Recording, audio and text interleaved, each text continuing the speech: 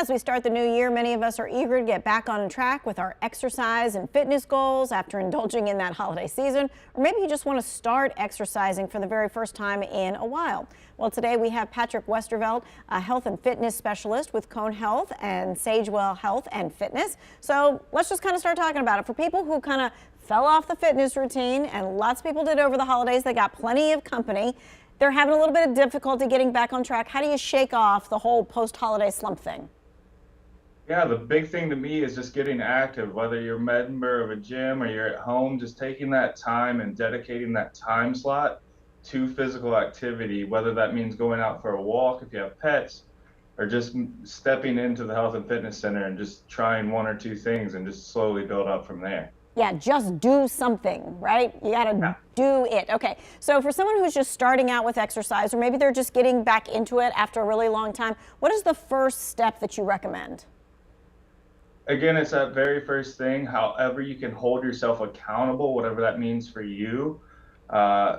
If you are making a plan, then make sure it's something you can do. Like, it's got to be realistic, it's got to be time driven, it's got to make sure that you're doing the proper steps to set yourself up for success. All right, let's kind of talk about that just a little bit more. Let's talk about how do we set up those realistic fitness goals that can really stick?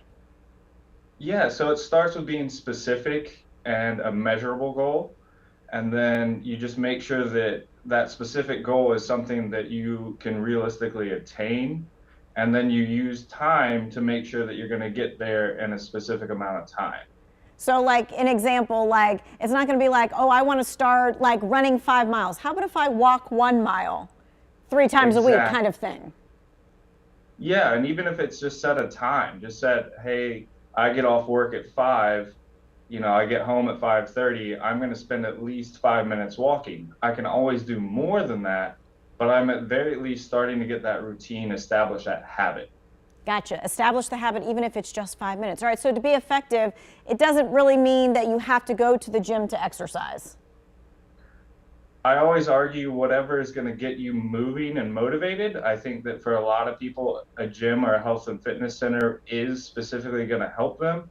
But just starting and establishing the goal, sometimes that just is that 5 minutes of walking at your house. Okay, and so I know the 5 minutes, that is definitely something that it makes it easy to attain. It makes it something that you really can do. But how much time does it actually take to exercise? Like, what should we be like maybe looking forward to doing? Yeah, so it's currently recommended about 150 to 300 minutes of exercise throughout the week, probably spaced out 3 to 5 times. Just making sure that you're getting that movement in a meaningful way. In a meaningful way. Kind of give me a little bit more about that. Yeah, so we do things all the time like skipping the drive-through to walk into a restaurant of fast food. That's great, that's burning calories, it's creating exercise, but we also want to have planned exercise where we're progressing and getting stronger rather than just relying on moving throughout the whole day. Okay, because I think a lot of people do that. They're like, well, I didn't exercise, but I walked up the stairs once today. Yeah, exactly that. So exercise has to be pre-planned to technically count. I would never shy away from skipping the drive-through and walking in. It's more just in order to get those rich health benefits, we need to be doing that pre-planned exercise and having a trainer help you hold accountable, whatever means you need to get that progressive overload.